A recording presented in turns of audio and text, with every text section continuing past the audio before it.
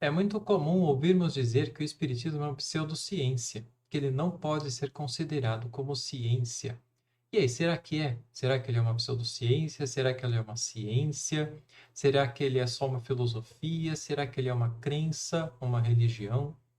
Eu quero abordar esse assunto um pouquinho aqui hoje. Eu espero que seja interessante, que possa te trazer um novo olhar sobre esse tema.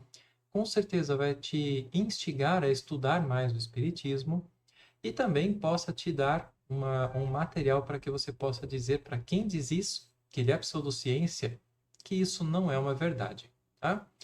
Bom, eu coloquei essa imagem de fundo aqui como uma provocação mesmo. Por quê? Porque a gente tende a imaginar ou a pensar na ciência apenas através da observação direta. Então, quando nós pensamos em ciência, se nós formos pesquisar sobre ciência por imagens, né, no Google, normalmente vai aparecer a imagem de um laboratório, de produto, de equipamentos de laboratório, tubos de ensaio ou equipamentos de observação cosmológica, né, como um telescópio, mas isso não é ciência. Eu já vou demonstrar o porquê. Isso são todos esses objetos, todos esses equipamentos são utilizados como ferramentas para a produção de conhecimento científico e não são, por definição, ciência, ok? Bom, eu não vou ficar falando da minha opinião, né? Eu trouxe outros artigos aqui para demonstrar. Isso é muito importante quando nós estamos falando em ciência, nós não falamos em opinião, certo? Nós falamos em produção de conhecimento através de um método, né? Então, olha só. Ciência é uma forma de adquirir conhecimento por meio de um sistema de etapas objetivas e bem definidas. O conhecimento científico é o produto da ciência. Então, a ciência produz conhecimento científico. O método científico é o sistema aplicado para que o conhecimento seja validado cientificamente. Ok? Método científico, sistema aplicado para que o conhecimento seja validado cientificamente. A ciência objetiva a descrição, explicação e previsão de fenômenos. Ela é baseada em experimentação, isso aqui é muito importante. É livre de opiniões e ela é verificável. Então, quando se fala em ciência, não basta eu, sem nenhum tipo de observação, sem nenhum tipo de experimentação, colocar em minha opinião. Ah, eu acho que a Terra não gira em torno do Sol. Ou eu acho que a Terra seja plana, né? Não basta a minha opinião, tá? Eu preciso fazer uma observação. Então, por exemplo, digamos que eu tenho observado certas coisas que me levem a crer, a acreditar, pela observação desses fenômenos, que a gravidade não existe, ou que a gravidade não é exatamente o que pensam dela, né? Eu posso fazer isso é científico, eu fazer uma observação, eu teorizar, só que também é importante que essa teoria e essa observação nasçam de alguma coisa, né? Para que eu não esteja simplesmente tirando a minha cabeça. O que eu quero dizer? Que não seja uma coisa vazia, que não tenha nenhum sentido, nenhum nexo, né? Eu preciso tirar isso de alguma coisa, me basear em alguma coisa, tá? Quando eu crio essa teoria, ela precisa ser verificável. Então, não basta eu apresentar lá, olha, eu observei tais coisas e isso me leva a crer que a gravidade não existe. Mas só eu consigo observar isso e ninguém mais, né? Ela precisa ser verificável. Isso é um dos pontos em que muitos se baseiam para dizer que o espiritismo seja uma pseudociência, porque ele não poderia ser verificável. Isso é falso, nós vamos ver depois, né? Mas enfim, a gente fala depois sobre isso. Ela não é, isso aqui é muito importante, ela não é a verdade absoluta. Ciência não é a verdade absoluta, mas ela é falível e apta a atualizações, ok? Existe um documentário muito interessante. Aliás, só para citar, esse daqui é um artigo do Brasil Escola, tá? Não está aparecendo aqui, mas é o Brasil Escola, do UOL. Existe um documentário muito importante, muito interessante, chamado Terra Simbiótica ou Symbiotic Earth. Eu vi que ele está disponível na Amazon em dólar, né? Inclusive no Prime Video também. Eu não sei nem se seria assistível daqui. Tem também na Apple TV. O fato é que ele é muito difícil de encontrar. Eu não lembro mais onde que eu encontrei para assisti-lo com legenda em português, né? Mas é muito, muito interessante. Ali, o que se demonstra, né, é o esforço de cientistas baseados no método científico, na observação, na teorização, né, tentando demonstrar para a ciência ou para a academia, né, que muitas vezes é dogmática, né, que aquilo que elas tomam como uma teoria que não a ferro e fogo, que não está livre a outras observações, não estaria totalmente certo, né? Essa cientista, Lynn Margulis, ela era uma bióloga e ela praticamente empregou uma vida e muito esforço para demonstrar novos fatos da biologia que hoje são aceitos, né? E para demonstrar, em suma, que a teoria, vejam só, aquela teoria muito, muito, muito conhecida da evolução das espécies de Charles Darwin não é exatamente, ou além disso, principalmente o neodarwinismo, né, que aquilo não é verdadeiro, né? Foi uma luta bastante difícil, uma coisa bastante difícil de se romper, porque a academia científica, formada por homens, por mulheres, por pessoas da ciência, muitas vezes se torna dogmática e quer tomar para si a, a verdade, né? E dizer que aquilo que eles dizem é verdade e o resto não pode ser. A gente acabou de ver que isso não é científico. E, infelizmente, isso muitas vezes está guiado ou contaminado por interesses, né? Por dinheiro, por diversas questões políticas, inclusive, né? Enfim, se vocês conseguirem achar, assistam esse documentário, é muito interessante. Bom, vamos passar para um outro aqui, ó. O método científico determina etapas que levam à produção do conhecimento científico da própria ciência.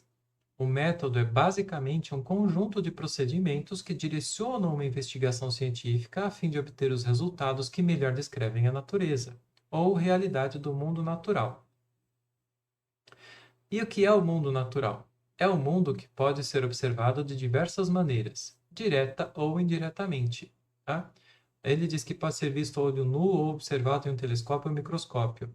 Mas, desculpa, chega até a ser um pouquinho contraditório, porque se não é observado diretamente, não pode ser observado nem a olho nu, nem a telescópio ou microscópio. Um exemplo disso é a teoria da matéria escura, tá? Essa teoria, por meio de diversas observações de efeitos no cosmos, né? Nos planetas, no universo, teoriza-se da existência dessa matéria que deve conduzir esses efeitos, mas ela não é observável e talvez nunca seja. Talvez isso seja uma teoria para sempre. Talvez uma teoria que se aproxime muito do que é a verdade, mas talvez ela nunca seja observável diretamente através de um equipamento. É, Só nisso aqui a gente já vê uma coisa bastante interessante, né? Por quê? O Espiritismo o fenômeno mediúnico, a comunicação ou o espírito, né? Vamos colocar o espírito, ele não é observável diretamente através de equipamentos, né? Embora por meio de sua vontade ele possa produzir certos fenômenos, esses sim observáveis, certo? Mas aí a gente deixa esse assunto para mais tarde. Aqui eu separei um do site Toda Matéria, né? Aqui ele fala sobre o método científico. Olha só. Ele parte de uma observação sistemática, controlada, né? Ele verifica fatos, certo? Verifica fatos. Esses fatos geram hipóteses. Essas hipóteses devem ser testáveis e falseáveis, tá? Daí a gente gera uma teoria científica. Com base nessas hipóteses, desses fatos observados e verificados, gera uma teoria científica, que é um conjunto indissociável de todos os fatos e hipóteses harmônicos entre si, né? Porque se houverem fatos e hipóteses que não estão harmônicos, eles não podem estar na mesma teoria, né? Podem até provar que ela não é verdadeira. Com base nessa teoria, ela vai gerar implicações, conclusões e previsões, certo? Daí, sobre isso, gera-se experimentos que vão gerar novas observações e uma análise lógica, uma análise racional. Sobre essa análise, podem-se produzir novos fatos. E aí vem a pergunta, né? Esses fatos, é que vocês não estão vendo o meu mouse, tá? Mas eu estou seguindo aqui essa linha, né? Esses novos fatos, os resultados observados, eles corroboram com essa teoria? Se sim, esses fatos podem ser acrescentados nessa teoria, né? Para dizer, olha, a gente observou novos fatos aqui, eles estão corroborando com essa teoria.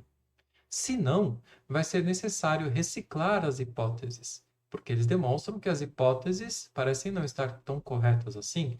Poxa, eu teorizava que o Sol não girava, ou melhor, que a Terra não girava em torno do Sol. Mas, se eu sou um cientista, né, de livre pensamento, né, de verdade ali comprometido com o método científico, eu fiz as verificações, por mais que eu acreditasse muito pelas minhas experimentações que a Terra não girava em torno do Sol, essas experimentações me levaram a novos resultados que mostraram que eu não estava tão certo assim, né? Então, qual é a minha obrigação? Eu vou ter que reciclar as minhas hipóteses, fazer uma nova verificação, novas observações, né? Enfim, refazer o processo. Esse é um primeiro ponto muito, muito importante que fica muito nítido para quem quer que se dedique a estudar Allan Kardec, né? Ele faz isso o tempo todo e ele afirma isso o tempo todo. Nós não estamos com a verdade. Nós não estamos afirmando que isto aqui é verdade. Nós estamos observando certas coisas, verificando certos fatos, criando hipóteses, testando essas hipóteses através de um método, a gente vai falar sobre isso já já. Esse método, essas hipóteses, geram uma teoria científica que gera implicações, que gera conclusões, que gera previsões, que devem ser experimentadas através de novas observações, que devem ser analisadas logicamente, racionalmente, que vão gerar novos fatos, né? Ou melhor, e aí geram-se novos fatos, vão ser observados novos fatos. Esses fatos, eles corroboram ou não com essa teoria? Se sim, vai fazer parte. Se não, vão ser recicladas essas hipóteses, tá? Kardec fazia isso o tempo todo. A única questão aqui é essa questão dogmática do meio científico, da academia científica, tá? Vamos lá. Vamos aqui para o Kardecpédia, né? No Kardecpédia eu separei um trechinho aqui interessante. Deixa eu me tirar da frente aqui rapidinho para vocês verem. Eu. Não. Eu. Tchau. Aqui, ó. O livro O que é o Espiritismo, capítulo 3, Solução de alguns problemas pela doutrina espírita, o homem depois da morte, pergunta 148, né? Esse aqui é um trechinho da observação que eu tinha separado.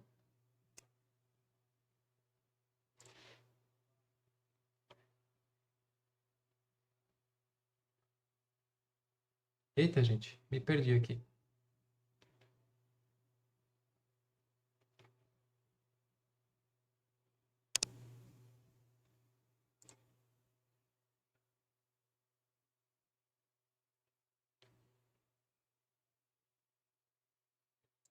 Poxa vida.